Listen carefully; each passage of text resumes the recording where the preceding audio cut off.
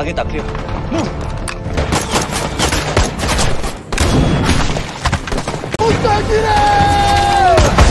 Ready.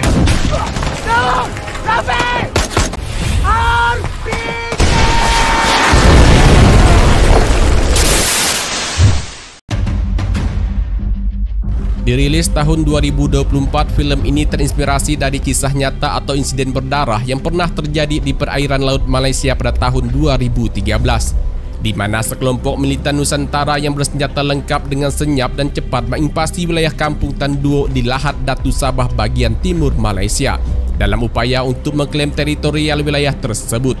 Pemerintahan Malaysia yang tidak ingin wilayahnya diacak-acak oleh kelompok militan, mereka pun mengambil tindakan tegas, akurat dan terukur. Demi keselamatan para penduduk yang ada di sana serta mengamankan kembali wilayahnya, pemerintahan Malaysia mengirimkan pasukan keamanan khusus dari Kepolisian Kerajaan Malaysia atau PDRM untuk melakukan pengusiran dengan cara angkat senjata. Operasi ini pun dikenal dengan nama Operasi Daulat. Bersama saya Chandra, inilah alur cerita film perang asal Malaysia yang berjudul Takluk Lahad Datu.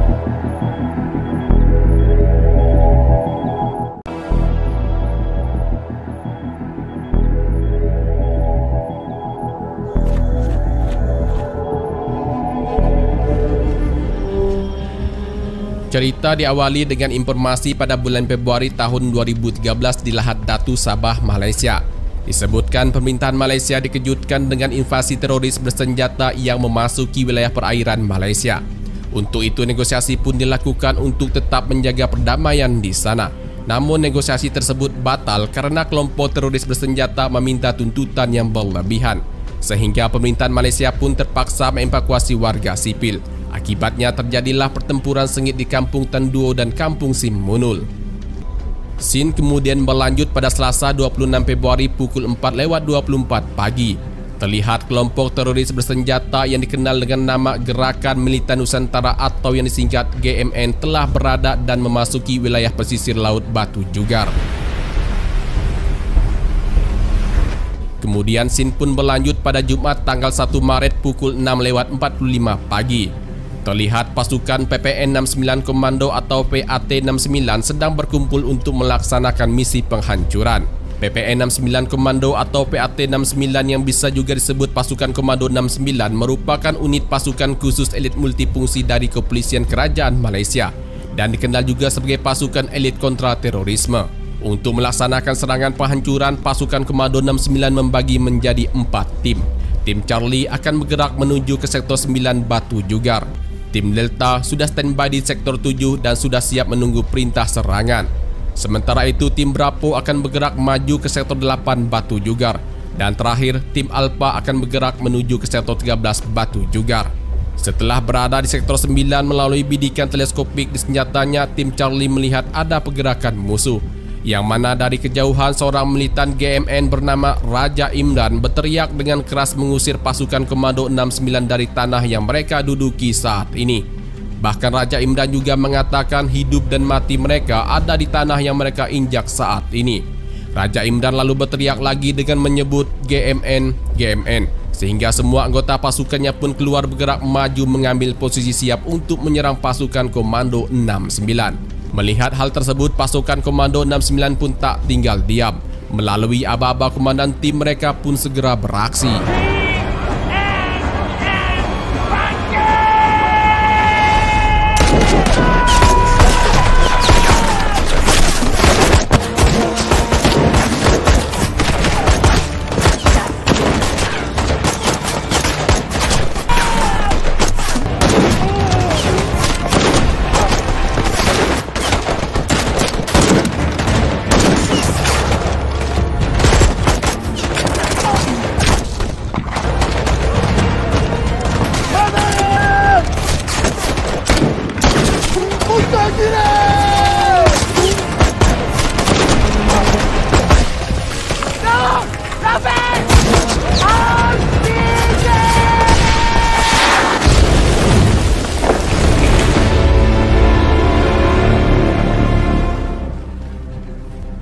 Scene kemudian berlanjut pada beberapa hari sebelumnya di kamp GMN Pulau Gitak.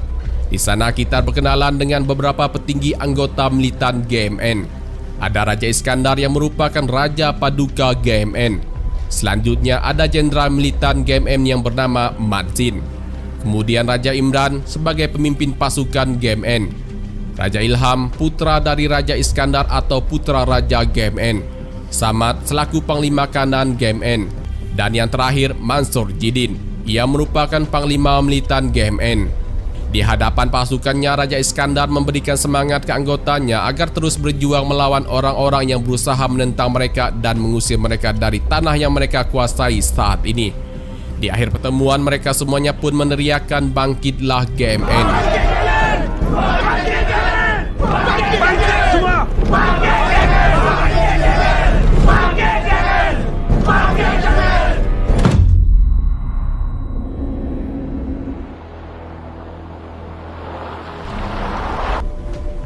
Dari Pulau Gitak, kita berpindah ke seorang inspektur polisi bernama Saipul. Ia merupakan petugas intelijen cabang khusus di Batu Jugar. Di rumahnya, ia hanya tinggal berdua bersama dengan ibunya saja, sedangkan ayahnya sudah lama dipanggil Yang Maha Kuasa. Adegan lalu berlanjut pada hari Selasa tanggal 26 Februari. Dalam rapat terbatas, Kepala KDNKA atau Pasukan Gerakan Khas bernama CP Datuk Hairil mengatakan bahwa Komisaris Polisi Batu Jugar mengkonfirmasi adanya invasi kelompok bersenjata secara besar-besaran di sana. Kelompok tersebut bernama GMN, Gerakan Militan Nusantara. Diketahui GMN tercatat sebagai ajaran sesat yang dipimpin oleh Raja Iskandar dan pengikutnya terobsesi dengan ilmu hitam. Mereka percaya bahwa Raja Iskandar bisa memberi kekebalan kepada para pengikutnya. Kemudian Datuk Hairil lalu bertanya ke SAC Datuk Mizan, selaku Wakil Kepala KDNKA Pasukan Gerakan Khas atau PGK, mengenai siapa-siapa saja personil yang sudah ada di Batu Jugar. Datuk Mizan menjawab di sana terdapat tim intelijen yang dipimpin oleh SAC Kamal dan juga tim PGA atau Pasukan Operasi Umum yang dipimpin Komandan Brigade SAC Datuk Taufik. Kedua tim tersebut sudah di sana sejak semalam. Lalu SAC Azizi Abdullah yang merupakan Komandan PAT 69 atau Komando 69 menambahkan jika pasukannya juga sudah siap dikerahkan untuk menuju ke Batu Jugar. Singkatnya, di akhir rapat diputuskan bahwa para petinggi telah memberikan izin untuk misi negosiasi perdamaian dengan kelompok militan. Misi negosiasi ini akan dipimpin oleh Datuk Mizan dan SAC Kamal. Datuk Hairil meminta mereka untuk berangkat malam ini juga. Baik, Dok. Di saat yang bersamaan, pasukan PPN 69 atau Komando 69 sedang melaksanakan latihan kontra terorisme.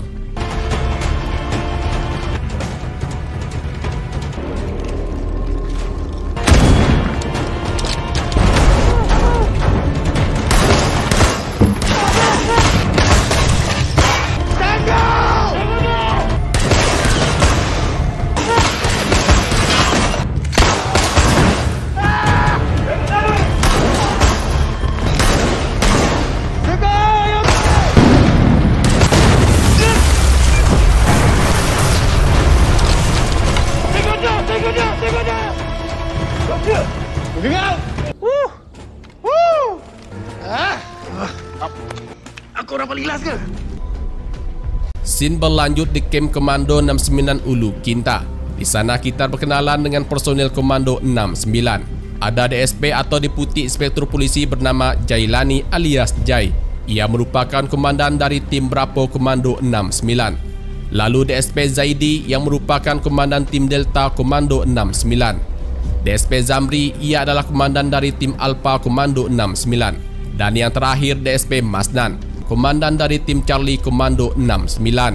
Saat mereka semua sedang berada di ruang ganti sehabis latihan, SAC Azizi Abdullah menemui mereka untuk memberikan arahan dan perintah. Komandannya memberitahu jika Batu Jugar telah diserang militan GMN. Maka dari itu pasukan Komando 69 diminta untuk terbang ke Batu Jugar pada malam ini. Dan sesuai perintah, mereka juga diminta untuk mengawal Datuk Mizan dan SAC Kamal melakukan negosiasi damai dengan militan GMN di Batu Jugar. Kemudian scene berpindah ke markas polisi di distrik Batu Jugar. Di sana Inspektur Alwi dan Saipul menerima perintah dari komando untuk segera bergerak ke Bendara PGU Batu Jugar saat ini juga. Pada malam hari, Zamri yang berada di rumahnya izin pamit pergi tugas dengan mengelus perut istrinya yang sedang hamil tua.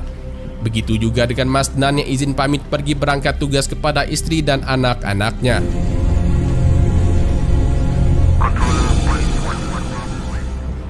Mereka semuanya pun telah berkumpul di Bandara PGU Subang Jaya. Terlihat SAC Ajizi melepaskan keberangkatan pasukannya ke Batu Jugar dengan ditandai pencopotan identitas nama anggota. Di dalam pesawat juga sudah ada Datuk Mizan yang akan bersama mereka terbang ke Batu Jugar. Keesokan harinya Rabu 27 Februari pada pukul 7:40 pagi mereka semuanya pun mendarat di Bandara PGU Batu Jugar. Kedatangan mereka disambut langsung oleh Komisaris Kepolisian setempat, SAC Kamal, Komandan Brigade SAC Taufik dari pasukan PGA Batu Jugar, Inspektur Alwi dan Inspektur Saipul. Setelah itu mereka semuanya pun segera mempersiapkan diri dengan persenjataan lengkap untuk kemudian melanjutkan kembali perjalanan mereka mengawal Datuk Mizan untuk pergi ke markas militan GMN melakukan negosiasi damai.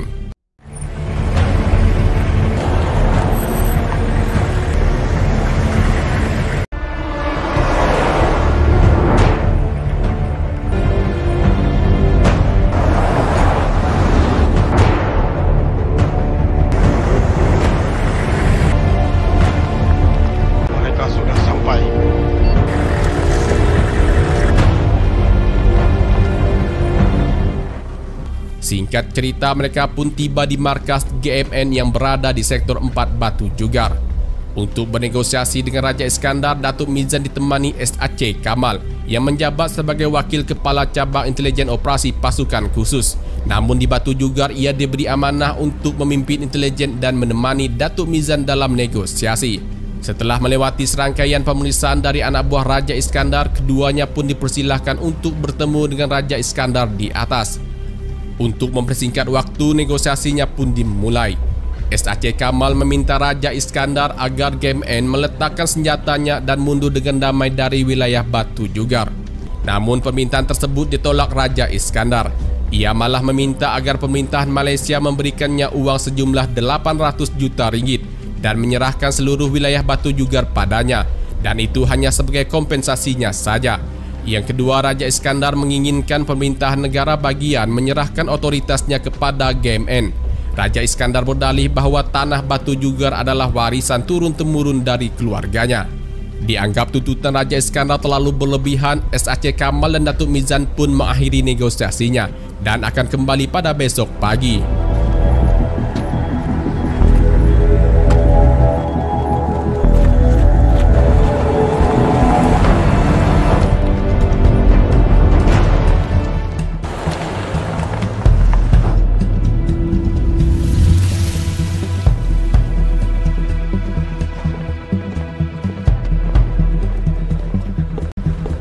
Diketahui Datuk Mizan dan rombongannya menempati sebuah kamp sementara yang tidak jauh dari markas GMN. Singkat ceritanya guys, pasukan Komando 69 yang sedang beristirahat didatangi Datuk Mizan yang memberitahu jika Raja Iskandar menolak untuk mundur dengan damai. Maka dari itu ia dan SAC Kamal akan kembali bernegosiasi besok pagi. Namun jika negosiasinya gagal, Datuk Mizan meminta pasukan Komando 69 untuk mengevakuasi semua warga yang ada di wilayah Batu Jugar keluar dari perbatasan.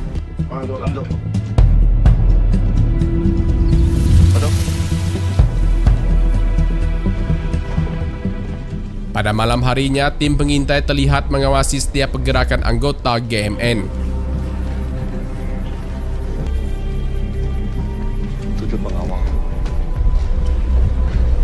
Keesokan harinya, Kamis 28 Februari pukul 6:35 pagi, Datuk Mizan memberikan arahan ke pasukan Komando 69 jika hari ini ia dan SAC Kamal akan kembali melakukan negosiasi yang terakhir. Di saat yang bersamaan itu juga Batalion PGA yang dipimpin Komandan Brigade SAC Datuk Taufik dan anggota intelijen IPD akan mengevakuasi semua warga Batu Jugar. Warga yang evakuasi akan ditempatkan di Balai Masyarakat Batu Jugar. Sementara itu di rumahnya, Ibu Saipul menghubungi keluarganya yang ada di Kampung Air. Ia memberitahu jika ia akan berkunjung ke Kampung Air. Selang beberapa saat kemudian terlihat Inspektur Alwi dan timnya sedang berada di Kampung Hulu Sektor 12 Batu Jugar untuk mengevakuasi semua warga yang ada di sana. Dalam pencariannya, Alwi tak menemukan keberadaan Ibu Saipul. Nah, dari kejauhan beberapa anggota GMN melihat semua warga sedang dievakuasi oleh tim petugas gabungan, sehingga rencana evakuasi yang sedang berlangsung pun ketahuan. Masih di waktu yang sama di markas GMN, Datuk Mizan tampak membagikan rokok ke semua anggota GMN yang ada di sana. Tujuannya adalah untuk mengetahui berapa jumlah pengikut Raja Iskandar. Tak hanya membagikan rokok, tim negosiasi ini pun membagikan beberapa sembako untuk militan GMN. Setelah itu pertemuan negosiasinya pun dimulai. Raja Iskandar tetap dengan pilihan tuntutannya dan tidak akan merubahnya.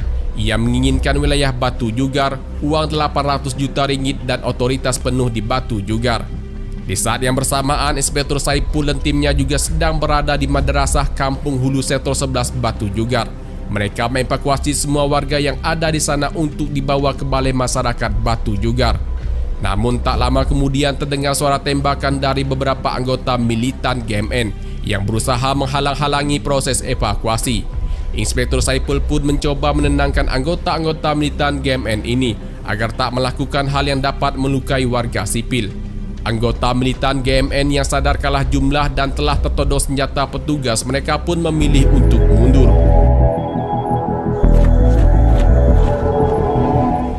Kembali ke markas GMN. Saat sedang proses negosiasi, Raja Iskandar dengan cepat terima laporan dari pengikutnya bahwa semua warga di kampung banyak yang sudah dievakuasi. Tentu saja hal ini pun membuat sang paduka raja marah ke Datuk Mizan dan SAC Kamal. Sehingga negosiasi damai pun kembali gagal dan hampir saja membuat ketegangan yang dapat berujung saling serang. Datuk Mizan memperingatkan Raja Iskandar bahwa militan GMN akan berperang dengan pasukannya jika Raja Paduka dan simpatisannya tidak segera mundur dengan damai dari wilayah Batu Jugar. Kemudian Datuk Mizan dan SAC Kamal pun segera pergi dari sana dengan perlindungan ketat dari pasukan Komando 69.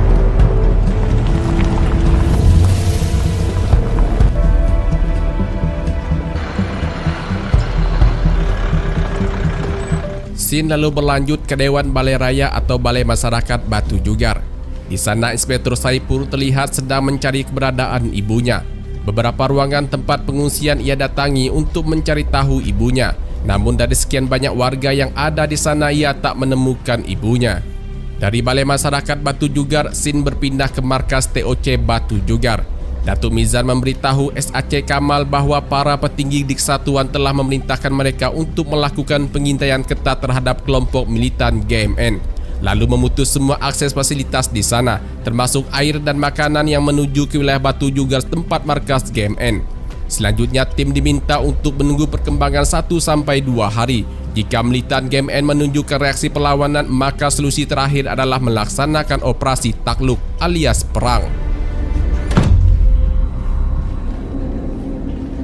Pada malam harinya, tim pengintai melaporkan ke markas TOC bahwa Raja Iskandar dan pengikutnya tiba-tiba menghilang dari markas. SAC Kamal memperkirakan militan GMN ini pasti sudah bergerak ke dalam hutan. Tak ingin kalah langkah, Datuk Mizan lalu memerintahkan agar pasukan Komando 69 segera masuk ke dalam hutan mengejar militan GMN dan mempersiapkan polisi laut untuk patroli agar GMN tak leluasa untuk kabur melalui jalur laut. Sementara itu, di dalam hutan, pasukan Komando 69 yang telah berada di sana melaporkan jika mereka melihat beberapa anggota militan GMN bergerak menuju ke salah satu rumah. Askar Alpha, teruskan tinjau rapat dan pastikan mereka tidak keluar dari KTJ. Over. Keesokan harinya, Jumat 1 Maret pukul 7 pagi, sebuah helikopter dari Kepolisian Kerajaan Malaysia yang sedang patroli melihat pergerakan anggota militan GMN berada di dalam kebun sawit. Helikopter tersebut lalu melemparkan beberapa selebaran kertas ke anggota GMN yang berisi peringatan terakhir agar GMN segera mundur dari wilayah Batu Jugar.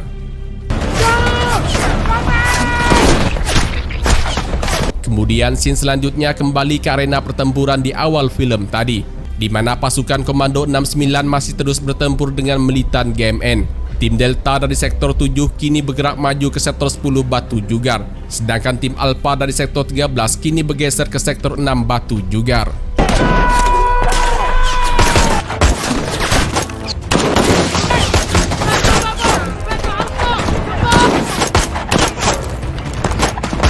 Target tak clear. Move!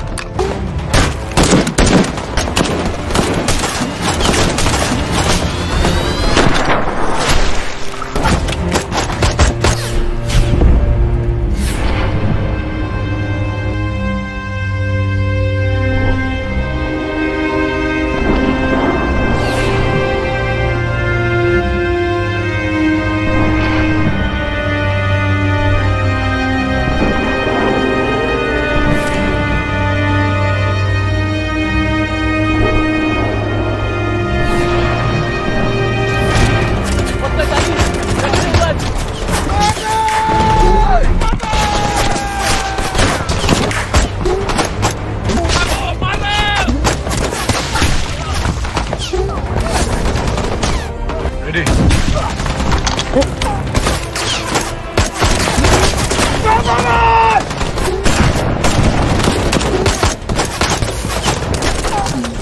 Musuh, dah 12. Kanan balik!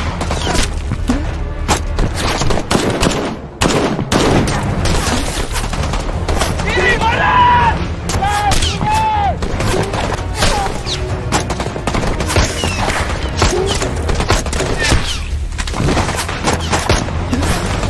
Kapalku! Okey!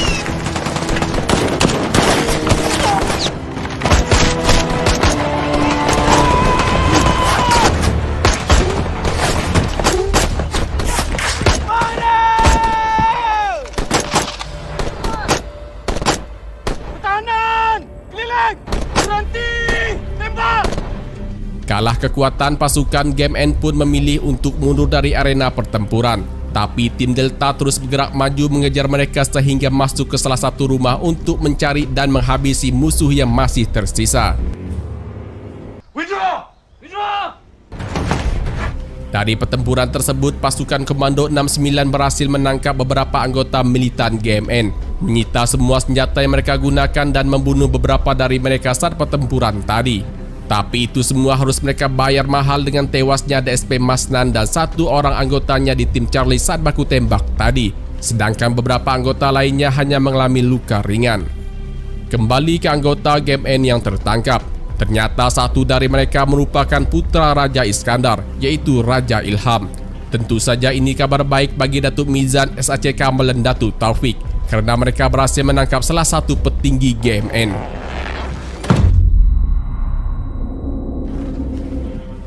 Scene berlanjut keesokan harinya Sabtu 2 Maret pukul 6 pagi.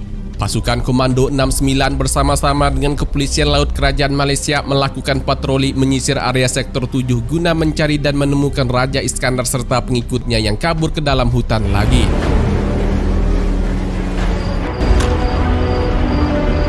Belakang rumah clear. Depan rumah clear.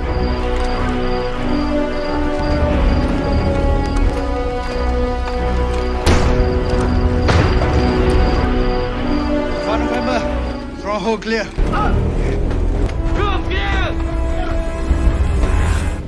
Di markas TOC, Datuk Mizan meyakini GMN masih ada di wilayah Batu Jugar. Untuk itu, ia memerintahkan SAC Kamal agar semua unit pasukan segera menyisir dan menutup akses jalan keluar yang ada di wilayah Batu Jugar, persempit gerak-gerik Raja Iskandar serta pengikutnya, dan perintahkan polisi laut untuk kembali patroli menyisir area pantai. Kemudian SAC Kamal lalu memberitahu Datuk Mizan bahwa berdasarkan laporan intelijennya, mereka melihat beberapa anggota militan GMN masuk ke dalam kampung air.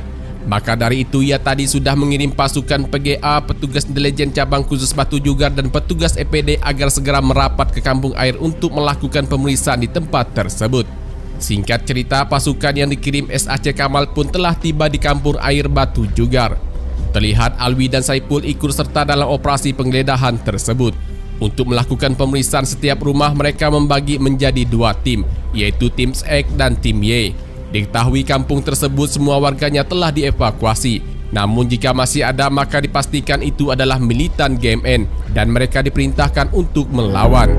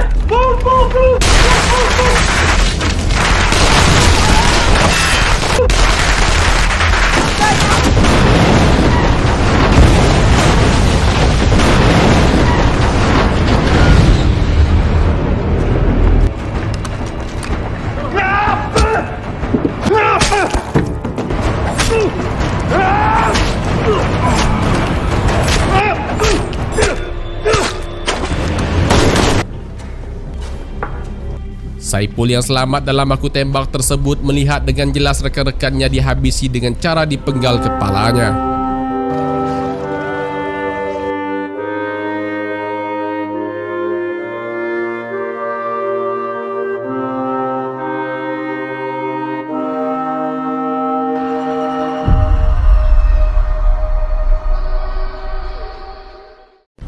Pada malam harinya di markas TOC mereka terima informasi penting dari SAC Kamal, iaitu rekaman suara yang dikirim melalui handphone dari salah satu anggota intelijen yang selamat bernama Inspektur Majid.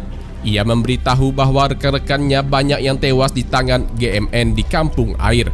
Bahkan beberapa anggotanya dihabisi dengan cara yang sadis. Setelah itu rekamannya pun terputus kerana baterai handphone Inspektur Majid habis. Kemudian SAC Kamal lalu memperlihatkan gambar dari visual satelit inframerah Kampung Air. Terpantau dengan jelas jasad-jasad dari anggota pasukan yang dikirim ke Kampung Air tadi siang masih tergeletak di sana. Untuk melaksanakan rencana selanjutnya, Datuk Mizan mengatakan mereka harus menunggu laporan dari tim pengintai yang telah dikirim ke Kampung Air. Jika serangan dilakukan pada malam ini, maka yang diuntungkan adalah pihak GMN. Karena berdasarkan laporan sementara, GMN berhasil menyandra beberapa warga di sana. Namun Datuk Mizan meyakinkan mereka semua bahawa besok pagi ia akan memberangkatkan pasukan ke Kampung Air untuk misi penghancuran. Setelah informasi yang terima dari tim pengintai dirasa cukup lengkap dan akurat pada malam ini. Semalam dah rasa ada contraction. Sofia dah masuk hospital abang. Sofia ni kan dah macam nyawa abang sendiri. Abang kena kuatkan semangat abang. Sofia abang macam hilang semangat lah kat sini. Jadikan kami semangat abang. Kembali ke Kampung Air. Tim pengintai yang telah berada di sana melihat anggota militan GMN sedang berjaga-jaga di area sekitar. Dari bawah terlihat Alwi masih hidup bersama dengan Inspektur Majid yang bersembunyi di dalam air. Sedangkan Saipul ia berusaha bersembunyi di dalam salah satu rumah warga di sana sambil menahan rasa sakit karena luka tembak di sisi perut kanannya. Di saat yang bersamaan juga dari celah pintu ia melihat ibunya sedang disandra oleh militan GMN. Saipul pun tak bisa berbuat banyak untuk membantu menyelamatkan ibunya, yang akhirnya ia pun pingsan.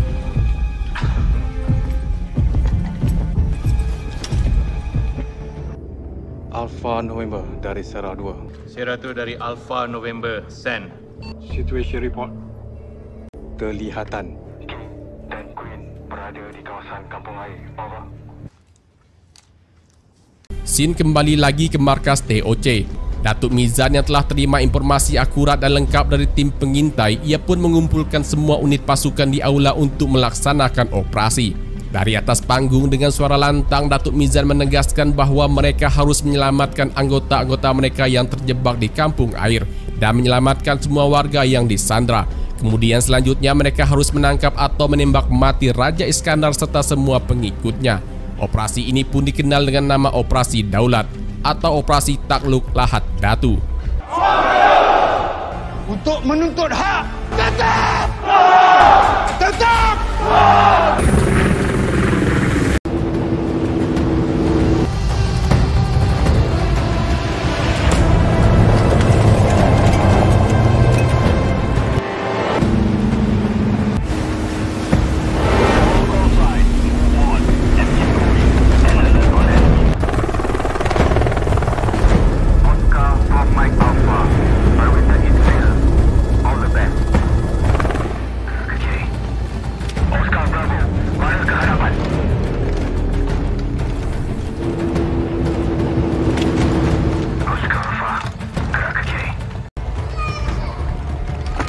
Bravo.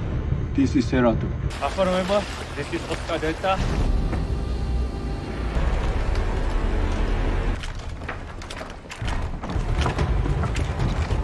You on my scope.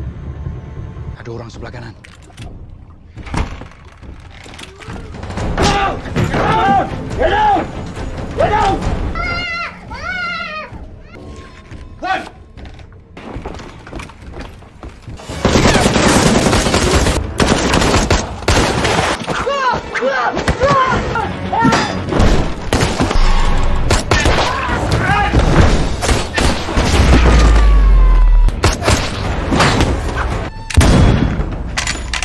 Right!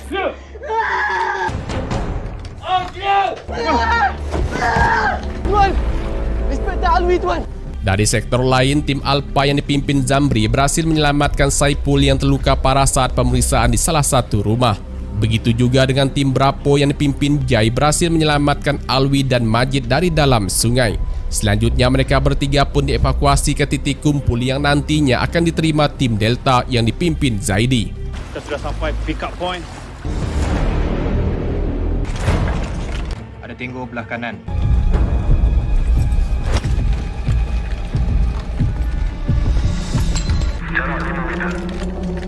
Tango kiri.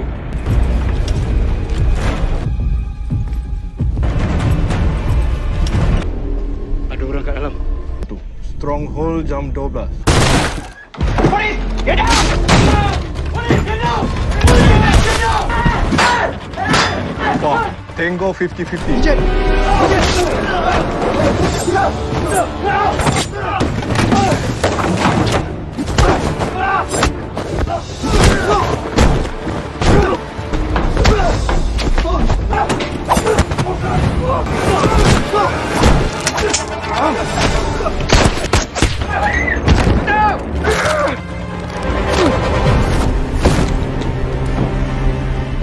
Laporan.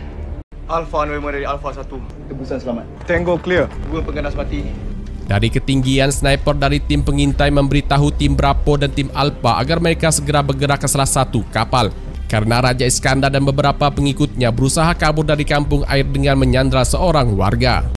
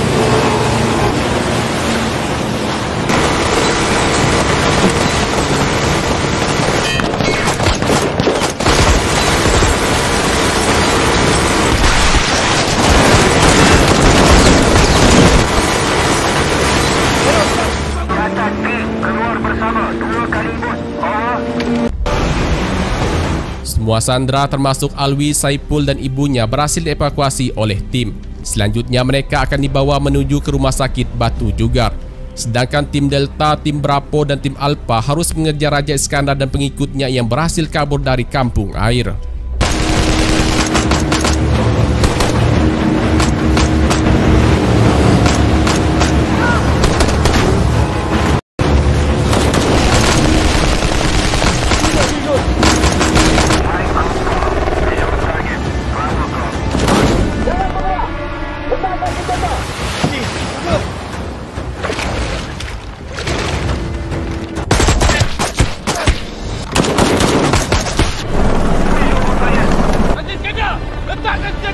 Raja Iskandar, get down! Biar liar!